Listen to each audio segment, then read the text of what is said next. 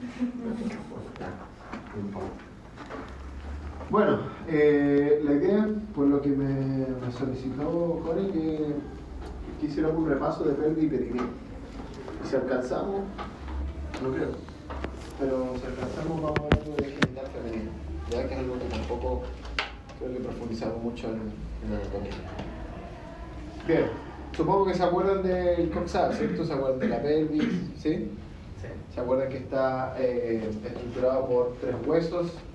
Y más o menos cuál sería la posición de esta cintura pélvica, ¿cierto? Que forma esta cavidad y tiene 2 partes. ¿Se acuerdan cómo se llaman las 2 partes?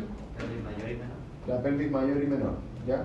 Que también mal llamada pelvis falsa y pelvis verdadera. ¿Por qué le llaman pelvis verdadera o pelvis falsa? Porque en esta zona de la pelvis mayor, que es la parte desde la entrada de la pelvis verdadera, entre comillas, toda esta zona sigue siendo ocupada por intestino y por abdomen, por vísceras intestinales. O sea, por vísceras abdominales, básicamente. ¿Ya? Intestino, colon, qué sé yo. Bueno, esto es importante, que se acuerden y lo sepan, que es la posición anatómica de la pelvis. ¿Sí?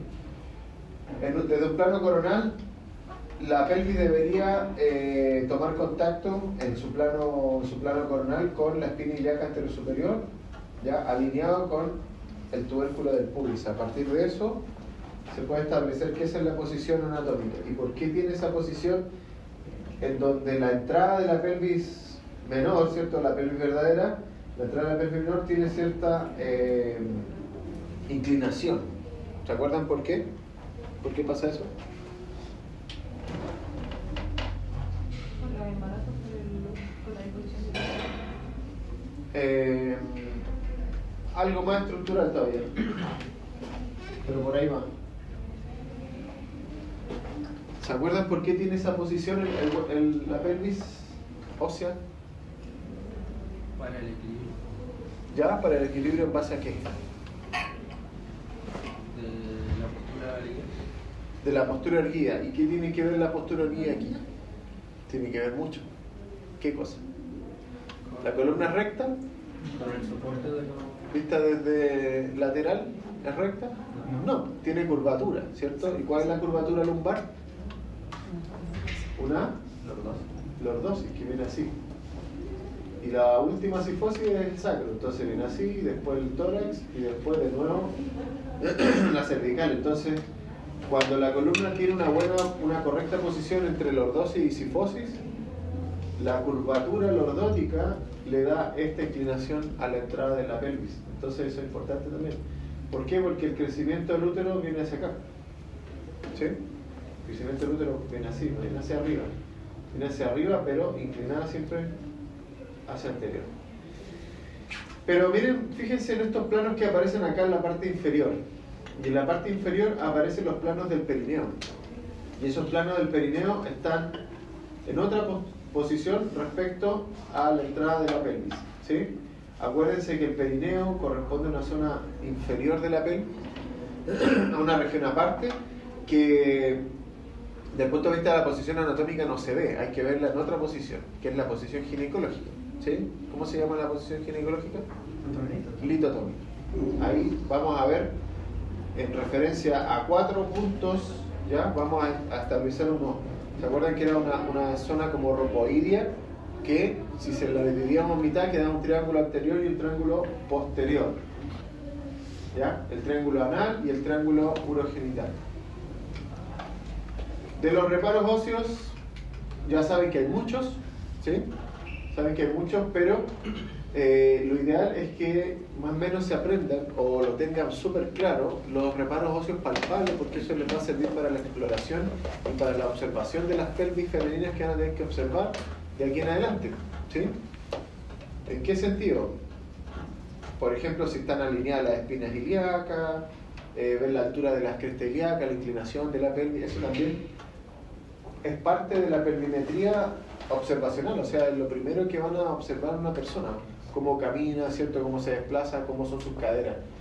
¿Sí? Recuerden también la diferencia entre cadera y cintura. ¿Se acuerdan? ¿Cuál es la cadera? ¿Cuál es la cadera aquí? La parte más ancha, ¿no? ¿Ah? La parte más ancha. O sea, ¿Cuál es la cadera? ¿Cuál es la cintura? La cintura era la articulación coxofemoral. Al revés. Vale. La cadera, la articulación de la cadera es la coxofemoral. Entonces, esta distancia de acá a acá es el diámetro de la cadera. Pero, esta distancia de aquí a acá, ¿cómo se llaman estos reparos óseos de aquí? Las crestas ilíacas, ¿cierto? La parte más alta de la cresta ilíaca, ¿ya? Y la parte más lateral de la cresta ilíaca da una medida, y esa medida es la cintura, ¿ya? Son dos cosas distintas, la cintura y la cadera. La cintura y las caderas, el ancho de las caderas. ¿En qué se deberían fijar ustedes? En ambas, ¿cierto? Pero el ancho de las caderas también te indica una posible referencia sobre la abertura inferior de la pelvis. ¿Y por qué necesitamos saber la abertura inferior de la pelvis? ¿Por qué necesitamos saber la abertura inferior? Por el canal del parto. Una de las principales obstrucciones al parto, ¿cuál es? ¿Cuáles son las obstrucciones del canal del parto? Son obstrucciones óseas. ¿Y qué más? Y del grado de dilatación, ¿cierto? El grado de dilatación vaginal. Entonces, las referencias óseas son súper importantes porque si se fijan y se acuerdan de este reparo óseo, ¿cómo se llama este reparo óseo? ¿Se acuerdan? La espina asiática. La espina asiática. La espina asiática, cuando uno mira desde arriba la pelvis, se ven como dos cachos que van hacia medial. Entonces, es la principal obstrucción a la cabeza del feto que va saliendo por ahí.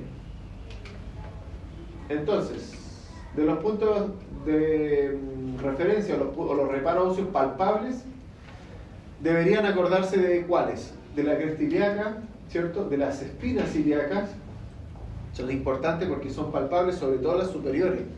Las superiores son puntos de referencia y de hecho son los límites de la cresta ilíaca, entonces deben saberlo, sí o sí. Otro reparo óseo importante, el tubérculo del pubis, ese que está ahí. También es un punto de referencia pelvimétrico importante, ¿sí? Y el otro son las tuberosidades isquiáticas. ¿Se acuerdan de la tuberosidad isquiática? Ahí. También es importante. Y también es palpable. En este caso, en posición de litotomía, es palpable. La tuberosidad isquiática no solamente te indica la inserción de los isquiotibiales, o de 3 de los isquiotibiales, sino que también es un punto de referencia para un bloqueo anestésico. ¿Sí? ¿Sabían eso? Creo que se los comenté en su momento.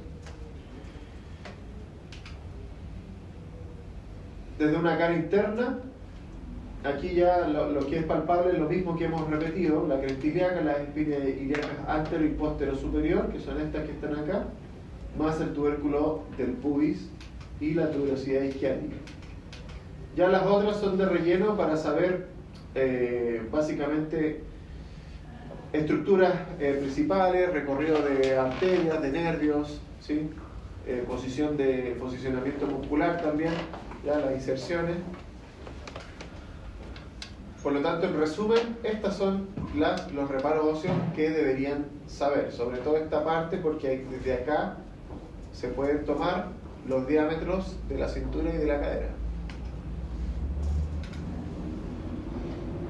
Obviamente, desde el punto de vista morfológico, ¿qué pasó? Los cuerpos femeninos y masculinos tienen sus diferencias. Acá solamente voy a destacar las características de la pelvis femenina, ¿cierto? Que son, normalmente, paredes óseas son más delgadas, pero la inclinación, ¿ya? La inclinación de la pelvis es mayor, ¿ya? Normalmente en las pelvis masculinas esta relación es más vertical, son más así, ¿ya? Por razones obvias, ¿cierto?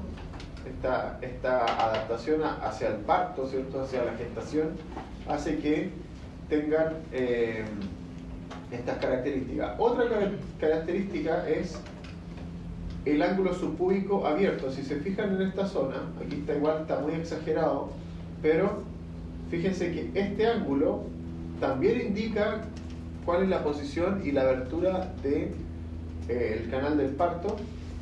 Por lo tanto, esto debería seguir hasta ciertas angulaciones, ¿ya? Distinto es las pelvis masculinas, que son más cerradas, ¿ya? Por el hecho de que son más verticales.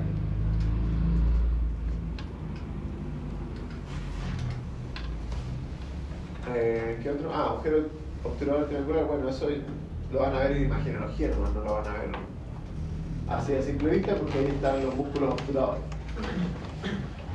Ligamento inguinal. También es importante el ligamento inguinal. ¿Por qué es importante el ligamento inguinal? ¿Se acuerdan de dónde venía el ligamento inguinal? A ver si pueden comentar algo para que no estén ahí tan pasivos. Ya no están en primero, ya pues. Tienen que hablar.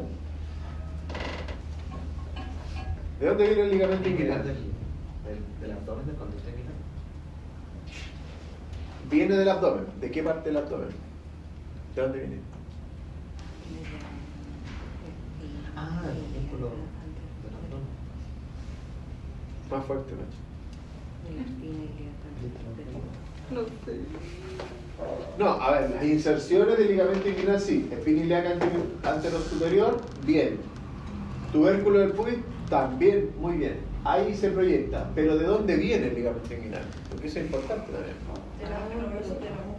Vienen de las aponeurosis de los tendones planos de los músculos laterales, como el oblicuo externo, interno y el parte del transverso. Cuando se reflejan, ¿cierto? Y se dan la vuelta hacia arriba, dejan este engrosamiento que se forma el ligamento inguinal.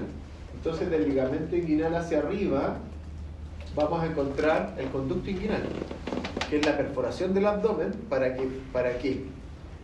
En el caso masculino, para que desciendan los testículos a la bolsa escrotal. En el caso femenino, para que el ligamento redondo del útero, que viene desde el fondo del útero, ¿cierto?, al ladito de la salida de las tubas uterinas, va a salir el ligamento redondo, se mete al canal inguinal y sale hacia el perineo en camino o hacia la inserción. ¿Dónde? ¿Dónde se inserta el ligamento redondo del útero? ¿Se acuerdan? En los labios. En los labios mayores. ¿Ya? En los labios mayores, en la fascia membranosa, que en el abdomen se llama escarpa, y en la pelvis, o sea, en la pelvis y en el perineo se llama de coles, ¿sí? O colles se escribe. Bien. Debajo del ligamento inguinal hay elementos que están saliendo de ahí, que es el conducto femoral, ¿cierto? El conducto femoral sale el psoas ilíaco, sale la arteria femoral, la vena femoral, ¿cierto? Que cambian de nombre, acuérdense que antes se llaman ilíacas externas, salen de ahí, pero además sale un nervio por acá. ¿Se acuerdan de ese nervio? Que sale justo en el vértice, y eso es un gran problema a veces, porque este nervio le da la sensibilidad a la región lateral del muslo, ¿sí? ¿Cómo se llama eso? ¿Ah? No, el pudendo va a la zona pudorosa aquí. ¿Ah? Falta. Cutáneo, ¿cómo se llama? Búsquenlo si quieren, pero miren, ese nervio, cuando crece la barriga, cuando crece el abdomen, tiene la posibilidad de comprimir a este nervio. El ligamento comprime al nervio y eso genera unos síntomas de hormigueo en el muslo, ¿cierto? Pérdida de sensibilidad en el muslo, y eso es por compresión de ese nervio. ¿Cómo se llama ese nervio? Obturador. No, el obturador pasa por el conducto obturador. El ciático pasa por posterior, por el agujero ciático, y se va hacia la región glútea. Aquí estamos en la región anterior. Sigan buscando. Es uno más chiquitito. Y va a la piel también.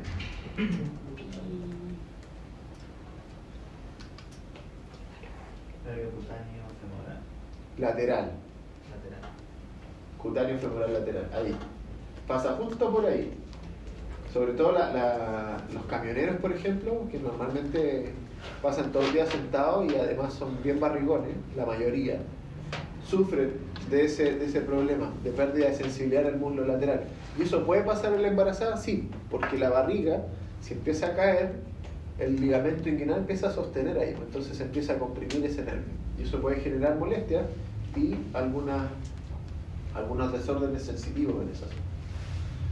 Los ligamentos, recuérdenlos, sobre todo el ligamento sacroespinoso y el ligamento sacrotuberal, porque son los que completan los agujeros ciáticos. Recuerden que del agujero ciático mayor salen varias cosas y del agujero ciático menor no tanto. Por ahí pasan el pudendo, por ejemplo, en ambos agujeros, y en el agujero ciático mayor sale el piriforme, ¿cierto? Salen los nervios y las arterias glúteas, sale también el nervio ciático, que es el más importante también.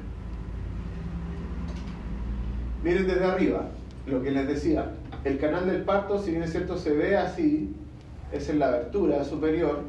Aquí está, hay un corte axial también, bajando un poco como el nivel de la pelvis, pero esto no es continuo hacia abajo, no es como un tubo, sino que hay obstrucciones. Miren las obstrucciones acá. Estas obstrucciones son las que se identifican y se miden para saber si la cabeza del feto va a pasar por ahí o no. ¿Ya? Entonces, hay diámetros, por ejemplo, el biespinoso, que está de aquí a acá, ¿ya? Y también el grado de nutación, o sea, el grado en cuanto el coxis y el sacro podrían irse hacia atrás. Recuerden que en el proceso de parto, ¿cierto?, debido a la oxitocina, en la sínfisis del pubis se hace más laxa, ¿ya? Se hace un poquito más chiclosa, más lubricada, ¿cierto? Y se abre un poco. Y además el coxis y el sacro se desplazan también por esta misma laxitud.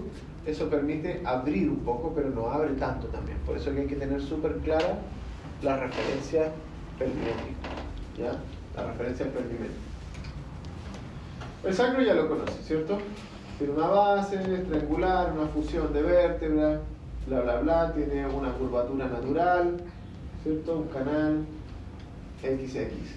Aquí, ¿qué es lo que interesante que pueden ver? El coxis, que a nivel del coxis por ahí también pasa el nervio coxígeo, ¿ya? También pasa el pudendo por ahí. Entonces, las fracturas de coxis pueden afectar a la inervación del perineo, ¿ya? Pueden afectar a la inervación. Sobre todo las embarazadas tienden a caerse sentadas, como de poto así, ¿sí? De repente subiendo una escalera se resbalan y siempre tienden a proteger la barriga, entonces se giran casi automáticamente y caen de poto. Y esas caídas de glúteo normalmente pueden generar fracturas del coxis, ¿ya? Y la fractura del coxis puede generar incontinencia, te puede generar también un bajo control en los músculos perineales, y eso igual es peligroso también. Bueno, sí, lo es, básicamente. Ahí están los agujeros, ciático mayor y ciático menor. La abertura superior de la pelvis, que tiene ese desplazamiento, acuérdense que el plano anatómico de la pelvis es ese, el plano coronal, coincidiendo estos dos puntos, espinilíaca anterior superior y tubercular pubis, y los planos del perineo son distintos, ya son distintos. ¿Qué es lo que ocurre acá? Los tránsitos de ciertos elementos, sobre todo neurovasculares, y algunos músculos que pasan por el agujero ciático mayor, como es el piramidal, y el obturador interno que pasa por el agujero ciático menor. Además de este músculo, en el agujero ciático menor pasa el nervio pudendo, ¿ya? Con su paquete vasculonervioso, que es la arteria pudenda y la vena pudenda. Recuerden que el agujero obturador no está completamente obturado, sino que tiene una abertura, tanto en la membrana como en los músculos, para dejar el canal obturador. Y ese canal obturador va a dejar pasar un paquete vasculonervioso con el nombre de obturador, arteria, nervio, vena obturadora, o obturatrices, como quieran llamarlo, que van en dirección hacia la parte medial del muslo, ¿sí? ¿Se acuerdan que el obturador inerva la piel también? Desde ahí también sale el nervio pudendo externo, ¿sí? la arteria pudenda externa también, bueno, de la femoral también sale de ahí, pero el nervio obturador principalmente inerva los músculos aductores, ¿ya? Los músculos aductores. Y el piramidal, delante del piramidal está saliendo el plexo sacro, está saliendo el nervio isquiático, que sale por el agujero ciático menor y se va por la región glútea, que es la región posterior de la pelvis. Cualquier problema en el piramidal también va a generar algunos inconvenientes, sobre todo en el ciático. Hay un síndrome que es el síndrome de la billetera, que eso es más masculino porque normalmente tienden a meterse la billetera en el bolsillo trasero, ¿ya? Bueno, ahora se meten los celulares y todo, pero nadie se sienta encima del celular. Antes se sentaban encima de la billetera porque la billetera no molesta, pero sí molesta, porque te genera un desnivel en la sentada. Y eso comprime el piramidal y comprime el isquio, el nervio isquiático. Y eso genera calambres, genera problemas musculares, de sensibilidad, etc. Antiguamente le llamaban el síndrome de la billetera, no sé cómo se llamaba. Capaz que todavía sí, se llama igual. ¿Ya? Bueno, entonces miren, esto es pregunta a prueba. Sí, porque igual más preguntas de la prueba de mi clase. Esto lo voy a preguntar, ¿sí? El contenido del agujero ciático mayor y menor. El menor es dos cosas. ¿Sí? Conducto obturador. No se olviden de eso. Entonces, ¿cómo se forma la apertura superior de la pelvis? A través de reparos óseos. Reparos óseos que en algún momento los vimos, ¿cierto? Como el promontorio, ¿cierto? El promontorio es importante. Acuérdense que en la línea media del sacro, donde termina el último disco intervertebral, el DL5 y el sacro, ahí en ese margen que hace el sacro, eso se llama el promontorio, ¿ya? Como un montículo así que hace el sacro. Y hay un diámetro, que es el diámetro de apertura, que es este que se llama promonto púbico. Ahí, promonto púbico. Que también es importante de medir. Antes se medía desde afuera, se hacía una espelmimetría, también se corroboraba con contacto, pero ahora se hace todo por imagen. Ya es más fácil. Es más fácil.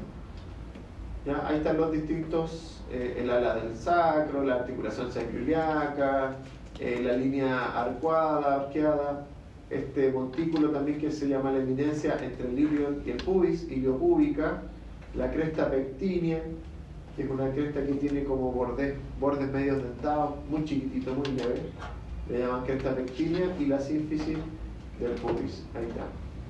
Si juntamos todas esas líneas, nos queda la abertura superior.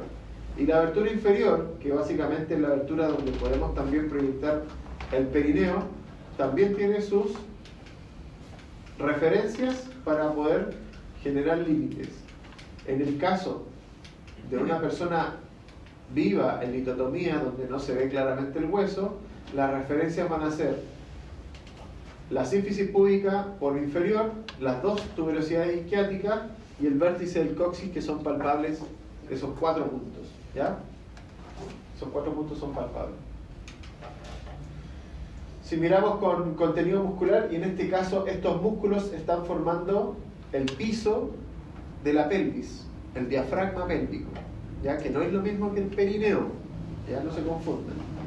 El diafragma pélvico o el piso se llama diafragma pélvico porque recuerden que la cavidad abdominal es la cavidad abdominopélvica. Entonces, si arriba tenemos el diafragma que separa el tórax del abdomen, abajo también tenemos otro diafragma. Y eso es como una bomba. ¿Se acuerdan, no? Es una bomba muscular, básicamente una bomba muscular porque entre estos dos diafragmas, más los músculos abdominales, generan presiones intraabdominales. Y esas presiones intraabdominales están condicionando las presiones intratorácicas también. Y están condicionando las presiones intrapélvicas, ¿ya? O las presiones subperitoneales. ¿Sí? ¿Qué se me corta? Entonces fíjense que se ve cierta concavidad aquí, si lo miramos desde arriba, y desde abajo cierta convexidad. Todo este espacio que queda acá va a ser rellenado por la región del perineo. Aquí falta algo, en esta zona falta algo. ¿Qué falta en este triángulo?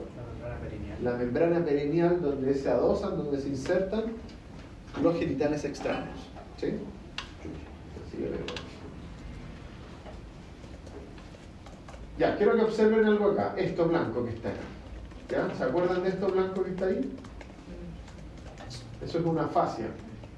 ¿La fascia de qué músculo? ¿Qué músculo está pegado en esta zona? El obturador interno. Entonces, el obturador interno, miren aquí, no se ve completo.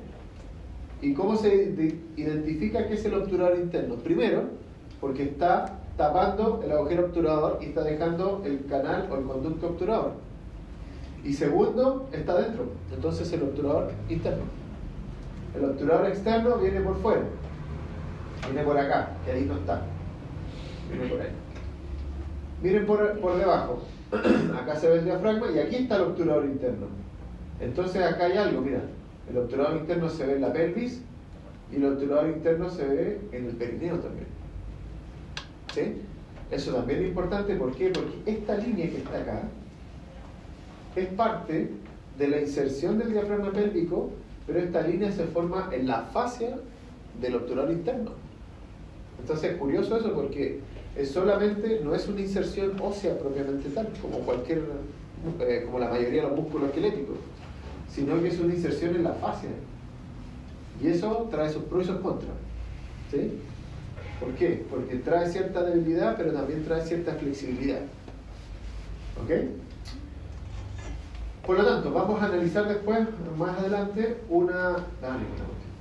vamos a analizar una mitad en la pelvis y la mitad que ocurre con la mitad en el perineo. ¿Ya? ¿Cuáles son las pelvis más adecuadas para el parto? Bueno, se describen varias y las más frecuentes son la ginecoide, androide, antropoide y la platypeloide, que son según las formas, ¿ya?, de las pelvis. Las más adecuadas son la ginecoide y la antropoide, porque son las que dan mejor diámetro para el canal del parto. Lo que les había comentado, el ángulo subpúbico en pelvis femeninas es de 80 a 85 grados. Eso se puede medir así como está señalado con esa mano, ¿ya? En cambio, masculino es entre 50 y 60, hay una gran diferencia, ¿ya? Una gran diferencia. El ángulo subpúbico es más fácil medirlo en pelvis femeninas que masculinas por los genitales externos, ¿sí? Aquí está el piso pélvico. ¿Quién forma el piso pélvico? ¿Ya?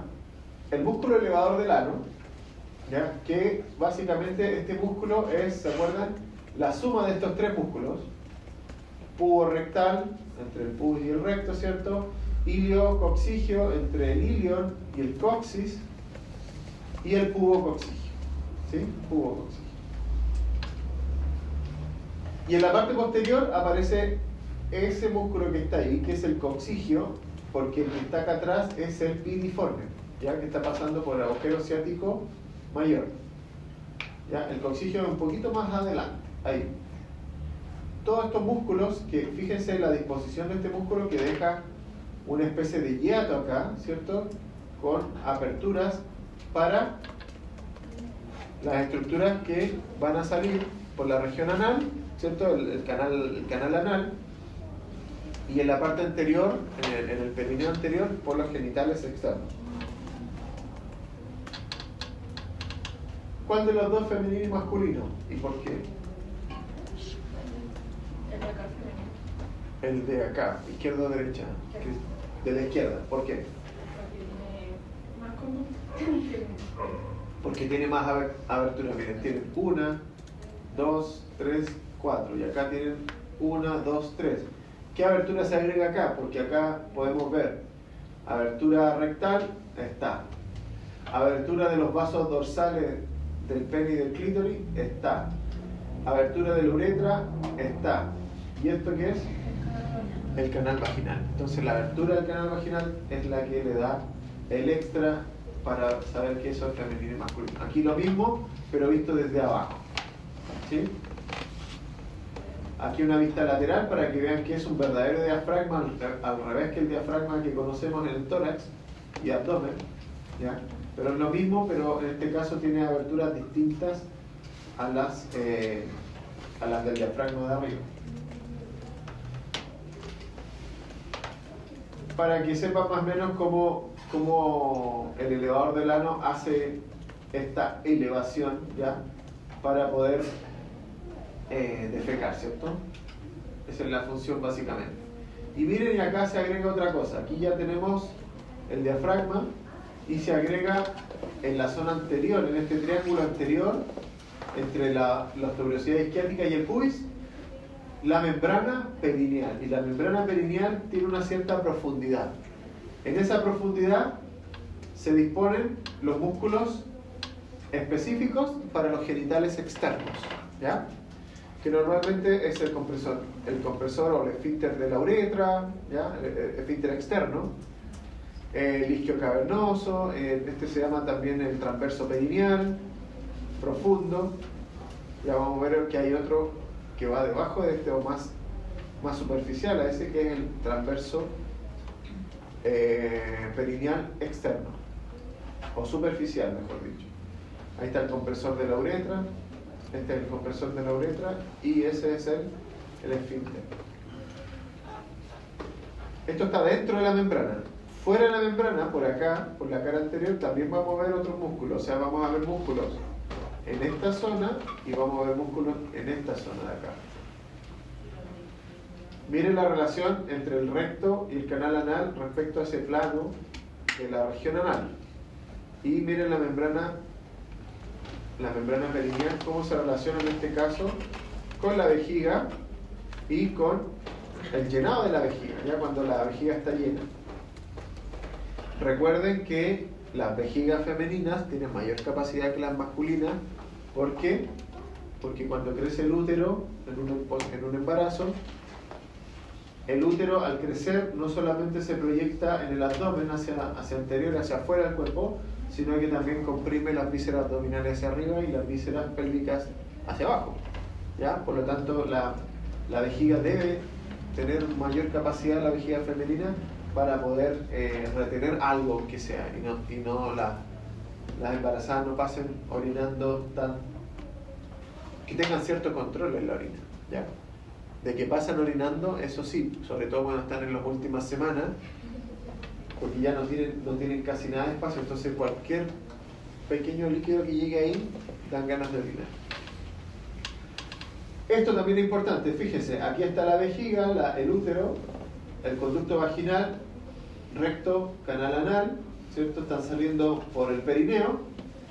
Y recuerden que acá hay otra membrana que es el peritoneo. Este peritoneo es el que realmente separa a las estructuras abdominales de los pélvicos. Todo esto de acá es subpélvico.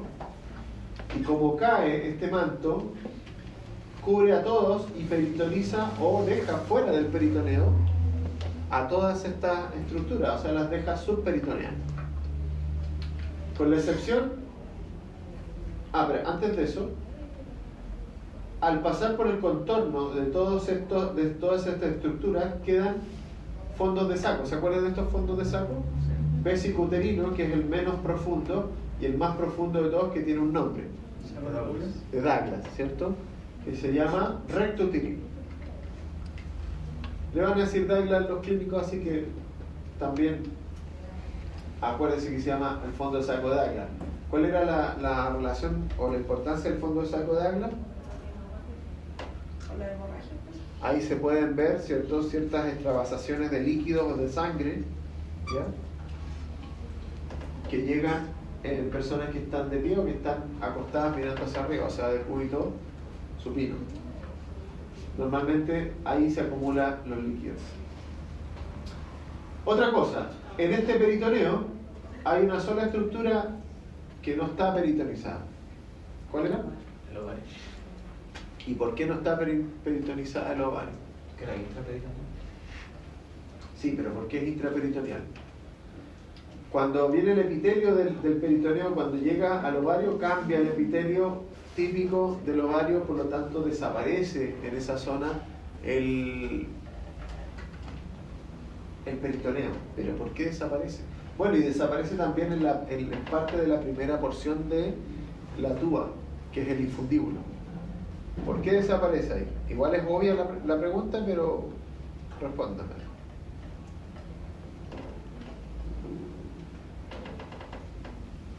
Me acuerdo que los ovario con la tuba no estaban como pegadas, entonces el esperma Ya, tiene que esa es una. pasar el óvulo. Esa es una. Pero ¿qué hace el ovario? A ver, ¿cuáles son las funciones del ovario? Soltar el óvulo.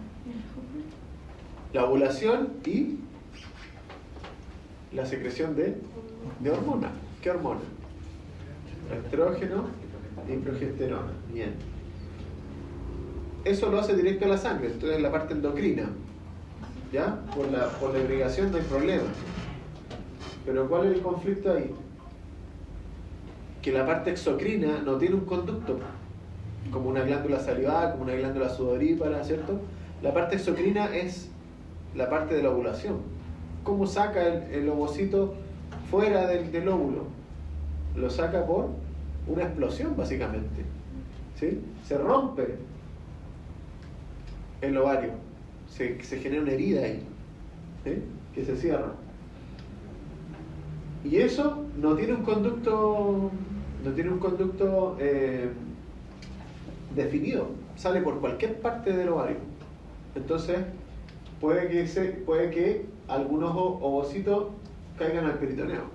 Y ahí se hace irritación peritoneo. Ahí se puede irritar, o ahí incluso si un ovocito fecundado, ¿cierto?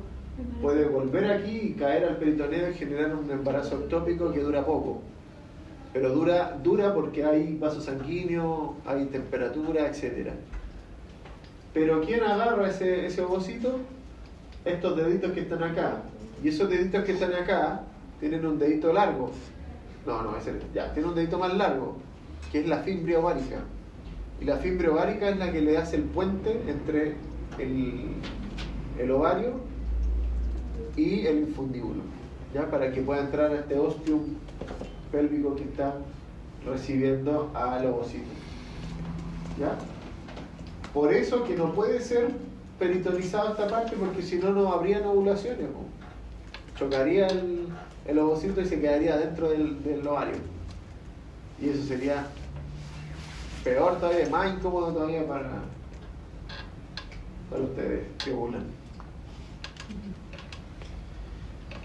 Plexo sacro, nervio obturador que viene del plexo lumbar, no se olviden de eso, y el nervio pudendo que se va a la zona que le llamaban la zona pudorosa, la zona pudenda. ¿Ya? Entonces, ¿qué es perineo? ¿Ya? Recordemos que tenemos en la parte inferior de la cavidad pélvica el piso pélvico, que es igual al elevador del ano con el coxigio. Por lo tanto, es esta zona que ya vimos, los músculos, elevador del ano, que son 3 en 1, más el coxigio, dejan este diafragma. ¿Sí? Esto es el piso pélvico. Recordando. Y que tengamos uno acá. Miren acá. Para terminar con el tema del piso pélvico, esta línea de inserción, la mitad de esa línea es una inserción aponeurótica en la fascia del obturador interno, ¿ya? Que es esta zona. Esa zona que está ahí, ¿ya? Ahí está. Y además presenta una abertura que se conoce con el nombre de hiato urogenital. No se olviden de eso, el hiato urogenital. Pero ¿qué hay debajo? ¿Qué hay debajo? Y esta imagen es súper útil. Esta imagen muestra 3 regiones. ¿Qué regiones está mostrando ahí? ¿Esta región cómo se llama? La zona abdominal. Ya, la región abdominal, ¿sí? Donde está la pelvis mayor. Esta zona que está acá, la pelvis menor. ¿Por qué llego hasta acá? Porque aquí identifico, mira, toda esta pared es el obturador interno, porque aquí está el canal obturador, ¿no? ¿Lo ven? Y esta es la inserción del elevador del ano. Este es el coxigio. Esta elevación, mira, si yo miro hacia arriba, tengo obturador interno en la pared lateral. Si miro hacia abajo, también tengo obturador interno en la pared lateral. Pero en este caso, de esta zona que es el perineo. Y en el perineo también hay un conducto, pero en este caso es el conducto pudendo. ¿Ya? El conducto pudendo también le llaman de Alcock. Lo vamos a ver más adelante sale escrito, Alcock. Entonces hagan esa diferencia. ¿Sí? Hagan esa diferencia. Y miren acá, ¿esto qué es? Esta línea blanca, ¿qué sería? ¿Entienden la imagen, cierto? Ya. ¿Qué sería esta línea? Será el cordón. El ligamento inguinal. Y si miren acá con detalladamente, este agujero que está ahí es el conducto inguinal. Por lo tanto, ahí debería ir, si es femenino, el ligamento redondo. Si es masculino, el cordón espermano. Debajo del ligamento vienen los músculos y vienen las arterias, que estas son las ilíacas externas. Estas son las ilíacas internas. ¿Sí? Y, ¿qué más viene por ahí? A un nervio que no se ve acá con la ilustración, pero bueno, está bien. Miren acá, ¿se acuerdan de pared abdominal? No mucho. ¿Se acuerdan de la circulación umbilical? Sí, algo. Sí. Sí. Hacia arriba, ¿quién venía? Eran tres vasos. Uno que va hacia arriba, hacia el hígado, que es Al conducto venoso. que va a la vena umbilical. Y hacia abajo van las arterias umbilicales. ¿Sí o no? Las arterias umbilicales y el ligamento, perdón, y la vena umbilical se obliteran, se cierran, se fibrosan. Hacia el hígado queda conectado con el ombligo el ligamento redondo del hígado. ¿Se acuerdan del ligamento redondo del hígado? Que tenía una porción como un manto hacia arriba que era el falciforme. ¿Sí? Como estoy desenterrando memorias aquí. Y de ahí hacia abajo, del ombligo hacia abajo, hacia ahí, mira, ¿lo ven eso que está amarillo? Esa es la arteria obliterada, que es una rama de estas arterias que vienen de la ilíaca interna, que es la arteria umbilical. En este caso está cerrada, porque es parte de la circulación fetal, ¿ya? Del cordón umbilical. Como dato, cuando entren a clínica van a hablar de la arteria hipogástrica, y la arteria hipogástrica es la ilíaca interna. ¿Ya? La ilíaca interna es la arteria hipogástrica. Van a hablar de plexos hipogástricos que van a estar cerca de acá, pero esos son plexos autónomos, que no tienen que ver con el plexo sacro ni el plexo lumbar, son plexos del sistema nervioso autónomo. La arteria ilíaca interna, o hipogástrica antiguamente, pero la van a seguir escuchando por ahí, tiene dos troncos. Un tronco anterior, que es el que va a irrigar toda esta zona de las vísceras, y un tronco posterior que se va a ir hacia la región glútea y va a irrigar la pared y los glúteos, hacia grandes rasgos. ¿Ya? Bueno, este es el arco tendinoso elevador del ano que les había comentado. Y en los músculos pélvicos vamos a tener varios músculos relacionados a las vísceras, no vamos a ver todo eso, pero para que ya lo entiendan, en algún momento van a tener que revisarlo, sobre todo los músculos que tienen que ver con los esfínteres externos e internos, porque van a tener una inervación autónoma y una inervación somática, ¿ya? Y eso va a condicionar la continencia, ¿ya? Las ganas de orinar, retener la orina, botar la orina, cortar la orina, y lo mismo con la defecación. Recuerden que en los recién nacidos y en los niños pequeños esa inervación todavía no llega, por lo tanto cuando quieren ir al baño se mean o se cagan de una y no hay vuelta atrás, no hay contención, ¿sí? Pero eso se va adiestrando con el paso del tiempo y ya a cierta edad deberían controlar esa sensación y controlar ese flujo. Si no lo hacen, eso ya hay que tratarlo de alguna manera. Fíjense cómo se ve desde arriba el contenido pélvico, pero miren, muy ligado al piso pélvico hay una serie de tejido conectivo que va generando unos ligamentos de reforzamiento y de contención de las vísceras pélvicas. Aquí van a ver varios ligamentos, útero sacro, ligamento redondo que lo hemos estado viendo en algún momento, y hay un ligamento que hace una disposición como, le dicen, como que es una especie de reloj de arena, que viene acá, que es el ligamento cardinal. El ligamento cardinal está a la altura del istmo del útero, del estrechamiento entre el cuello y el cuerpo del útero, y se va a repartir por toda esta zona. ¿Y cuál es la gracia de ese ligamento? Que permite el paso de las arterias que vienen de la hipogástrica, o sea, de la ilíaca interna. ¿Ya? Visión posterior del piso pélvico. Miren, fíjense que ahí está el diafragma pélvico, ahí, y lo que está hacia abajo es el perineo. Y no sé si se dieron cuenta, pero el perineo en la parte posterior es más profundo que en la parte anterior.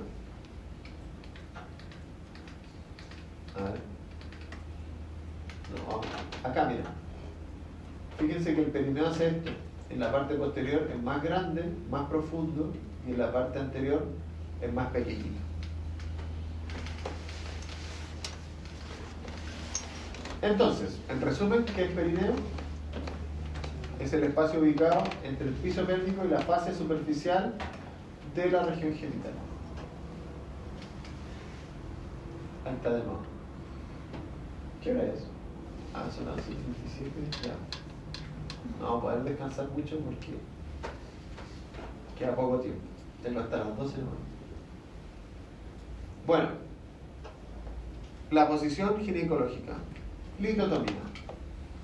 Desde esa posición se puede proyectar el perineo.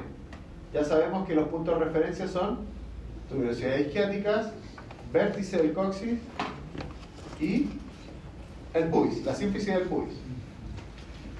Entre las tuberosidades isquiáticas se traza imaginariamente una línea y ahí quedan separadas la región anal de la región urogenital. En este caso, si es femenino, se llama región vulvar, porque el aparato genital externo se llama la vulva. Un poco más hacia adentro se puede ver la disposición de los genitales externos con relación al diafragma pélvico y la membrana perineal que debería estar acá sosteniendo estos genitales externos más los músculos que van hacia esa zona. ¿Ya? En este caso, estos músculos que están acá, ¿ya? Este es el transverso perineal superficial y este tiene que ver con los músculos erectores de la vulva, ¿ya? Que es el isquio cavernoso. Ahí está el resumen. Esto es lo mismo. Esto es un recuerdo nomás. Los agujeros. Ahí está la línea, el arco tendinoso que habíamos hablado del ortenor interno, que separa pelvis de perineo. Y ahí está, miren. Ahí. Ese es el perineo. Ahora, ¿se acuerdan que la pelvis tenía una inclinación? ¿Se acuerdan que el útero también tiene una inclinación? Y la vagina también tiene una inclinación, que es como un ángulo, que queda así, ¿cierto? El útero queda así y la vagina o el canal vaginal queda en ese sentido, quedan como en 45 grados aproximadamente entre ellos. Cuando se hace un corte coronal, obviamente las estructuras no van a quedar rectas para poder visualizarlas, sino que quedan un poco desplazadas. Y este corte, que me acuerdo que en las clases también quedaron colgados con este corte, colgada, pero con los datos que hemos estado recordando hasta ahora se pueden dar cuenta de varias cosas. Mira, por ejemplo, esto es el conducto vaginal, se nota, ¿no? Por lo tanto, si acá está la entrada de la vagina, deberíamos estar en esta zona grande que es el vestíbulo, ¿o no? Por lo tanto, estos son los labios menores. Y esta zona de piel es los labios mayores. Y si los labios mayores están conectados con la fascia superficial, que era la grasa más la membrana, significa que acá tengo camper y coles. Y acá tengo unas estructuras grandes que llegan a esta fase de Cole. ¿Cuál era? El ligamento redondo, que viene desde el fondo del útero. Por lo tanto, esto también, esto que está acá, o esto que está acá, corresponde a la membrana perineal. ¿Ya? Y fuera de la membrana perineal, o más superficial, están los músculos que están relacionados a los órganos erectores, genitales externos. Les dije que la membrana perineal tenía una profundidad. Esta es la profundidad de la membrana perineal. Por lo tanto, estos músculos que parecen así, sería el diafragma pélvico. ¿Por qué? Porque estos músculos que están acá, el obturador interno, y miren, en la mitad del obturador viene la inserción, el arco tendinoso. ¿Se entendió ahora? Por lo tanto, de aquí hacia abajo, toda esta zona es perineo, y de aquí hacia arriba es pélvico. ¿Ya? ¿Se acuerdan que les dije que a la altura del cervix llegaban las arterias uterinas o las arterias que irrigan esta zona? Todo eso blanquito que está ahí es parte del ligamento cardinal. ¿Ah? Que era lo mismo que estamos viendo en una imagen desde arriba. Ahí está. Perineo anterior entonces. ¿Y por qué es perineo anterior? Porque aquí se ve la vulva. Si se ve el recto y el ano, sería perineo posterior. ¿Ya? Fíjense la diferencia de distancia. Noten que en esta zona hay mucho tejido graso, ¿no? Hay mucho tejido graso. Ya vamos a comentar del proceso. Miren en la parte posterior, perineo posterior. De nuevo, misma imagen. Obturador interno, inserción del diafragma pélvico, en este caso el canal anal, ¿sí? Con su músculo involuntario, que es el músculo liso propio del tubo digestivo, y el esfínter externo, que es locomotor, ¿cierto? O sea, que es somático. Miren en la pared, obturador interno, dije que el obturador interno tenía dos conductos. En la pelvis tenía el conducto obturador, y en el perineo, miren, el conducto pudendo de Alcor. Ahí está. Ahí va la vena, la arteria y los nervios pudendos. Miren la cantidad de grasa que hay en esa zona, además de la grasa del glúteo. ¿Ya? Es una gran zona de grasa protectora para el posicionamiento y para los movimientos y las presiones que recibe, porque normalmente uno se sienta, ¿cierto? Recibe presiones. Ahí está el acetábulo para que vean la referencia a la altura de la cadera. Esas son las ilíacas. Y por último, las fascias perineales. ¿Se acuerdan de esto? Sí.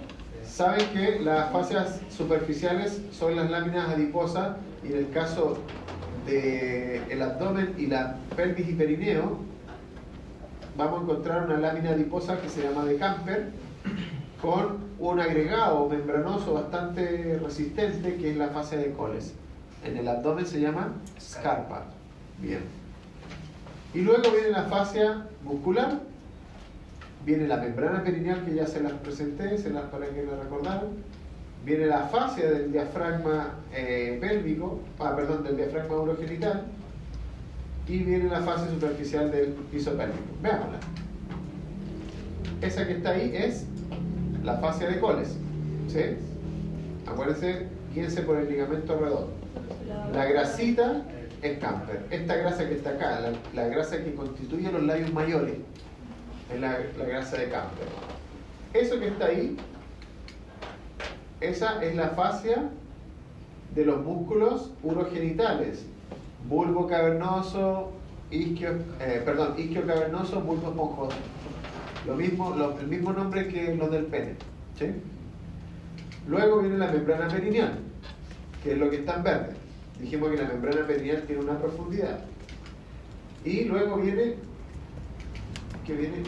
ahí está. Esa es la parte ya profunda de la membrana perineal, y nos falta esta zona de acá, que viene siendo la fascia superficial del diafragma pélvico. ¿Por qué superficial? Porque acá está la superficie, y esto ya es profundo. Entonces, esto blanco de acá arriba, eso que está ahí, es la fascia profunda del diafragma pélvico, del piso pélvico. Entonces, recordemos o repasemos: fascia superficial, Camper y Coles, fascia de los genitales externos, ¿cierto? De los músculos urogenitales, membrana perineal, con su profundidad, la capa profunda de la membrana, y la fascia superficial del diafragma pélvico. Ahora, a partir de esto se forman compartimentos, aquí, acá y acá, y después acá, ¿ya? Que se ven en esta zona. Aquí pueden ver incluso hasta el peritoneo con los fondos de saco, ¿sí? Y acá toda la disposición esquemática solamente de la fascia de Camper, Scarpa, y acá se llama de Coles, esta zona de acá. ¿Ya? Y obviamente los espacios se van a denominar bolsa perineal subcutánea, compartimento perineal superficial, compartimento perineal profundo y la fosa isquional. Y esto es fácil si se aprenden las membranas. Miren ahí. No sé si boteamos. Lo siento. Acá tenemos, ya, ¿cuáles eran? Esto acá. Primero, la bolsa perineal subcutánea. ¿Qué debería ser? El nombre lo dice. La grasa, ¿cierto? La grasa. El compartimento perineal superficial, ¿cuál debería ser? Miren acá. Si yo tengo una membrana perineal acá y tengo un espacio dentro de la membrana perineal, esto sería compartimento perineal profundo. Tiene lógica, ¿cierto? Si tengo una bolsa subcutánea aquí, eso sería el compartimento superficial subcutáneo. ¿Qué me falta? El superficial. Esta zona que es el compartimento perineal superficial, eso que está ahí, ¿ya? Y me falta la fosa isquional, que es esta zona, entre el isquion y el conducto anal. ¿Por qué se llama fosa isquional? Porque era más profunda en la parte posterior, solo por eso. Ahí está. Ven, compartimento perineal superficial y profundo, y esa es la fosa isquional. ¿Ok? Así se ve la bolsa subcutánea, en este caso masculino, ahí está la próstata. Femenino se ve así. ¿Ven? Ese es el bulbo cavernoso, el isquio cavernoso, el bulbo esponjoso, la vulva, ¿cierto? Labios mayores y menores, y ahí está la grasa, y esta zona triangular viene siendo la membrana, lo que se ve de la membrana perineal. Ese músculo que está ahí es el transverso perineal superficial. ¿Por qué superficial? Porque hay uno que está dentro. Y eso es importante que lo sepan. ¿Por qué? Ya vamos a ver que pasa una arteria por ahí, que es la arteria transversa perineal. ¿Y por qué les señalo eso? Porque cuando no hay dilatación, una buena dilatación de la abertura vaginal, hay que hacer unos cortes. Y esos cortes no se hacen en la línea media, porque hacia arriba está la uretra y hacia abajo está el rafe que junta todos los músculos. Entonces no se puede hacer ahí. Se hace un poquito hacia los lados. ¿Y cuál es el peligro de eso, de ese corte que va hacia los lados, que se llama episiotomía? Es el paso de la arteria transversa. Entonces, si se echan la arteria transversa, van a generar una hemorragia enorme. ¿Ya? No ustedes, pero el que lo haga. ¿Cachai? Ya. Ahí están los perineos. Mira, esa es la membrana perineal. ¿Viste que sostiene los genitales? Ahí está. Entonces, mira, ese es el transverso superficial. Si yo saco ese transverso, me meto a la membrana, me voy a encontrar con otro músculo igual a ese. Y la arteria va a pasar por ahí. Entonces, ojo con la arteria. Y también con las glándulas de Bartolini, ¿sí? Las glándulas vestibulares mayores. ¿Cuál es el contenido del compartimento perineal superficial? Bueno, los músculos que estamos viendo, ¿cierto? Ahí están. Esos son los que tienen que estudiar. Pregunta a prueba fijo. ¿Qué prueba? La prueba que tienen. Ustedes tienen una prueba después de esta rotación. Y en esa prueba hay preguntas de esto.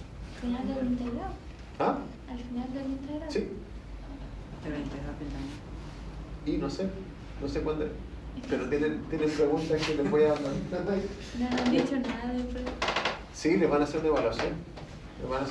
No sé cuándo, pero hay preguntas de anatomía. Si todos los años me piden preguntas de anatomía. Podrían avisarnos.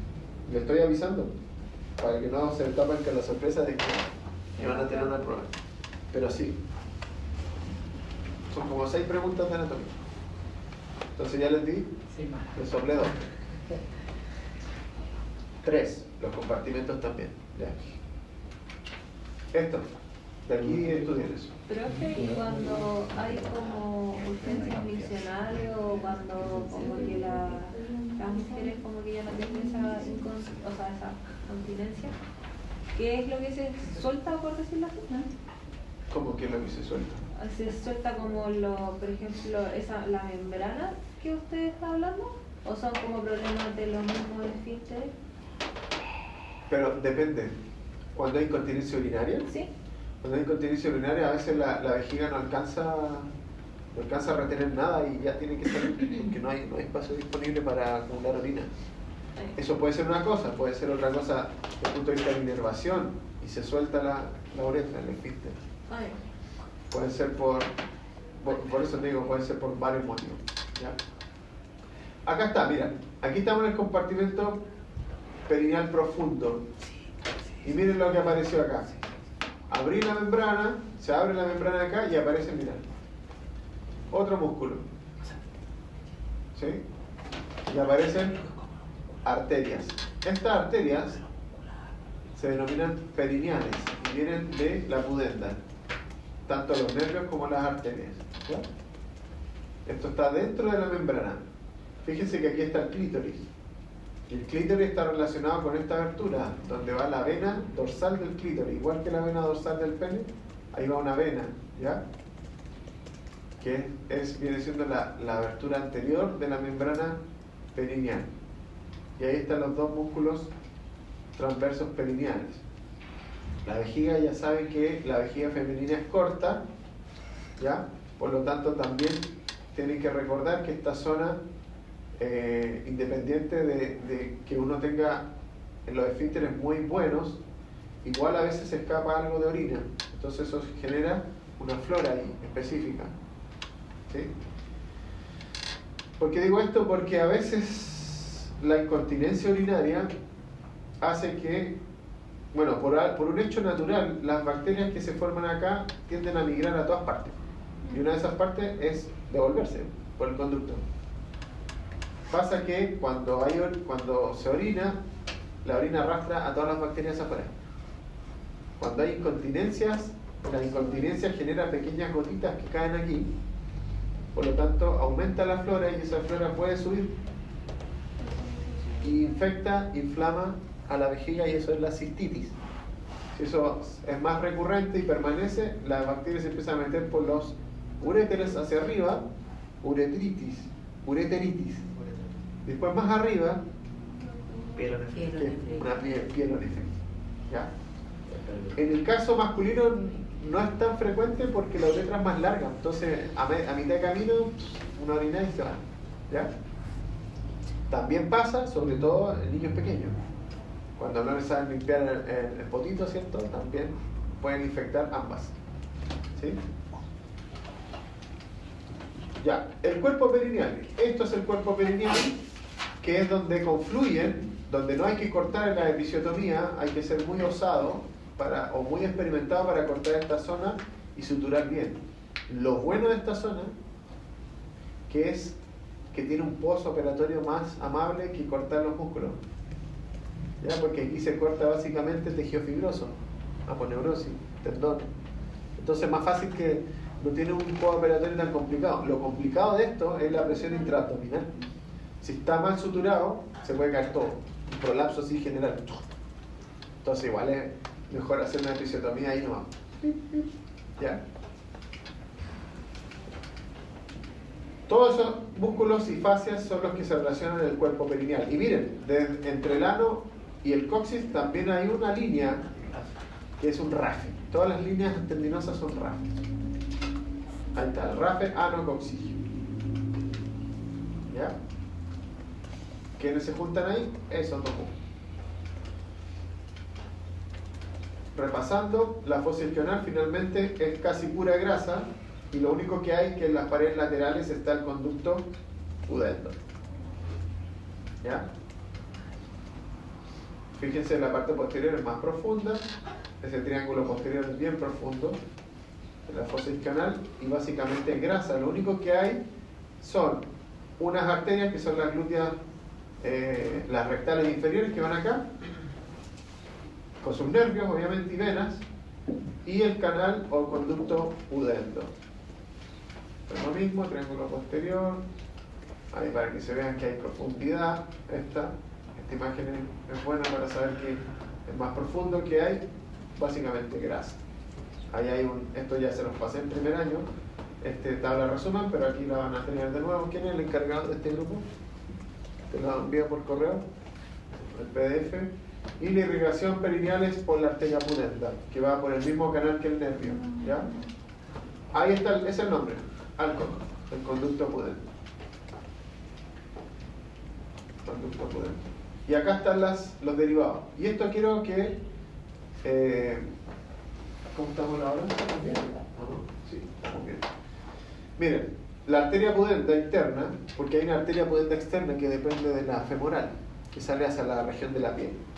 La arteria pudenda externa que va por el conducto de Alcock, cuando llega a la tuberosidad isquiática, tira ramas, que es la que vimos, la rectal inferior, esta que está acá, esa, y se va hacia adelante para irrigar esta zona.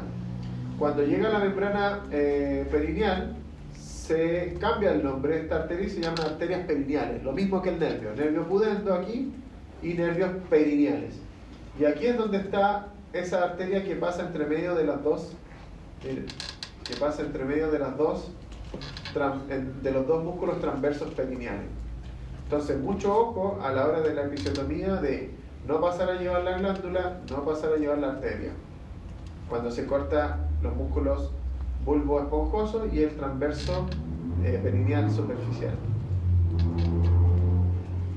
Y el nervio también pasa por ahí, miren. Y aquí es donde está la referencia anatómica para generar un bloqueo acá. Cuando se necesita hacer la episiotomía, obviamente hay que anestesiar, porque si no duele. Y para anestesiar hay que bloquear el nervio pudendo. ¿Sí?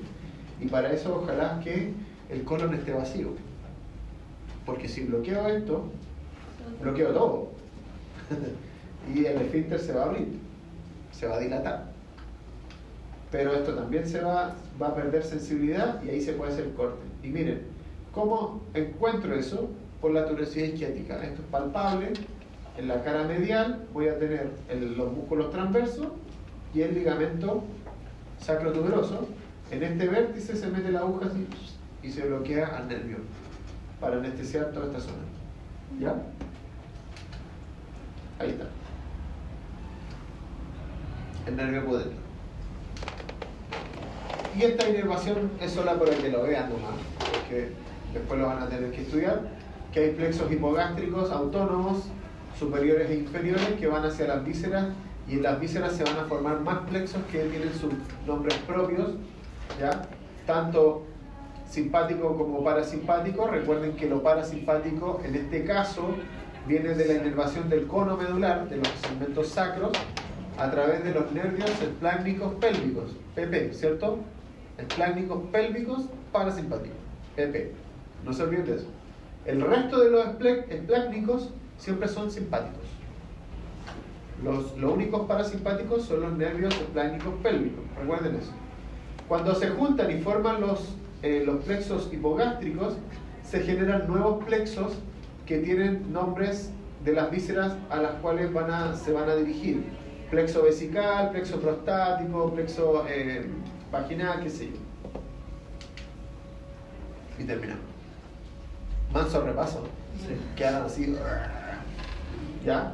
Entonces, les voy a mandar esta presentación de nuevo porque seguramente tienen la del año del primer año, que parecía esta un poco más larga la del primer año, Y nada, cualquier consulta me la hacen. Las preguntas ya les di esas pistas y de la tablita que está ahí también voy a preguntar. Algo que donde se puedan afirmar bien, porque si les pregunto algo más distinto, capaz que me va bien. Ya, eso. Muchas gracias por haberse